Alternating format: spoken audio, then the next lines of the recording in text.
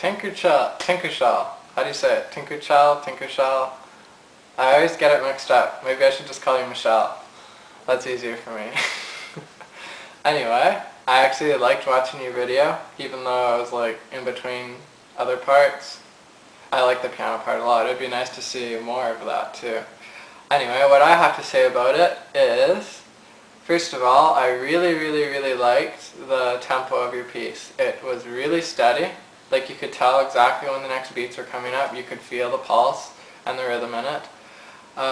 It was like soft. It totally set the mood. You captured the mood completely with that. Now, there were a few things that I had to say about it. One was there are certain notes that you were accenting, like you're kind of like hammering them out, like something like that. I was just hammering out a little bit more. Some of those notes kind of like stuck out, and I don't know if you meant to do that or not. Probably try to keep it all kind of smooth and unbumpy. Now, if you were going to accent a note, you'd want to probably accent the bass. So I think it goes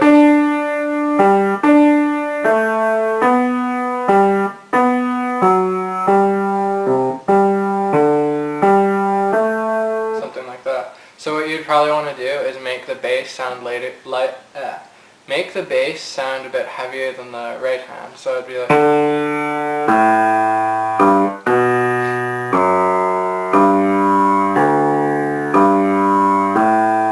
and then you just keep going with that, and then you make the right hand lighter.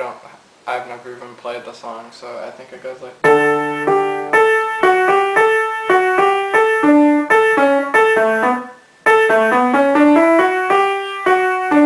so that would be kind of soft.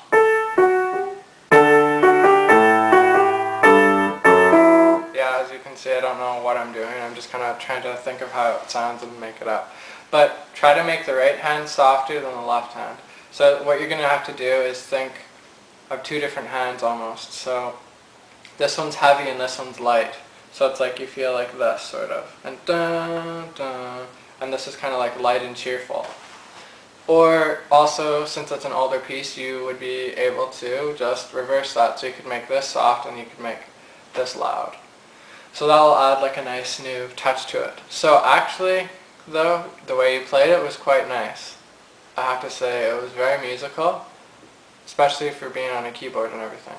Now the one thing I do wag my finger at you for, it's not really that bad anyway.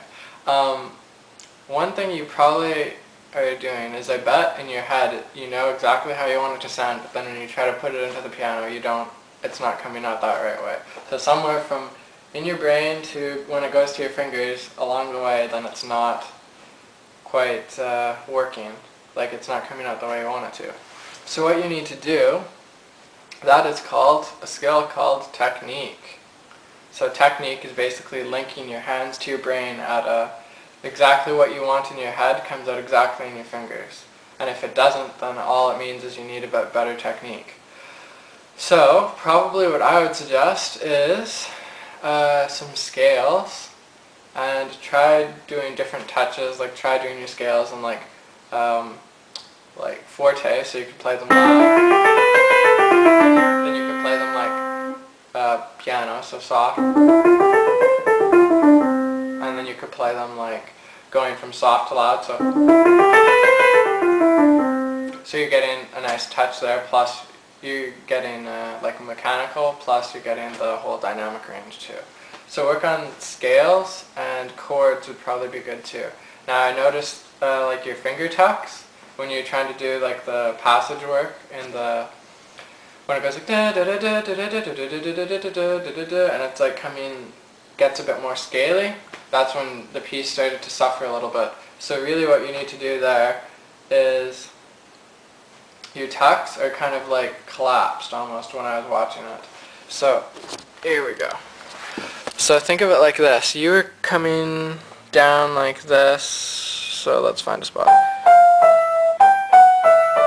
And you're going kind of like this, like that. Now what you want you were kind of going up and down and bouncing around a little bit, and it didn't look too easy. Now what we want to do is we want to keep our arm nice and even like this. So here's something that you can practice. Practice doing this. Now, if you notice, my hand is going to try and stay as flat as possible, level as possible, with as little movement as possible up and down. So I'm going to try and think of keeping my hand floating above the keys, and then I'm just stabbing into the keys like that, as much as I can. Now, once you practice that, then go like this. So you're having your third here, then you go to your thumb, and then 2.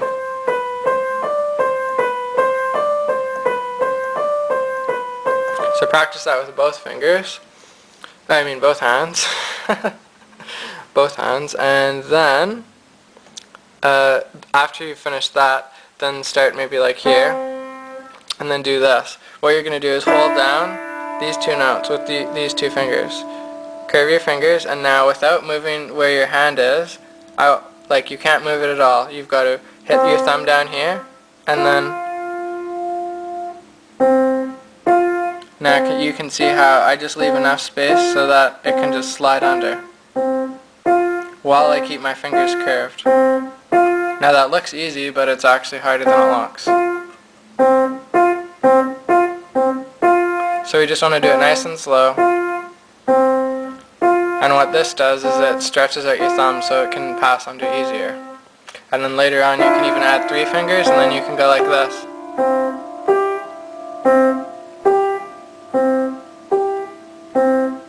Now you just want one smooth motion with your thumb to do that. So those 2 exercises should help you quite a bit. Work on those. Okay, and let's see if I wrote anything else. Nope. Okay, so that's about it. I actually enjoyed watching you play, so you better post up another video of you playing piano, because I really want to see another one. Okay, well, thank you, Tinkerchel, for entering. Take care.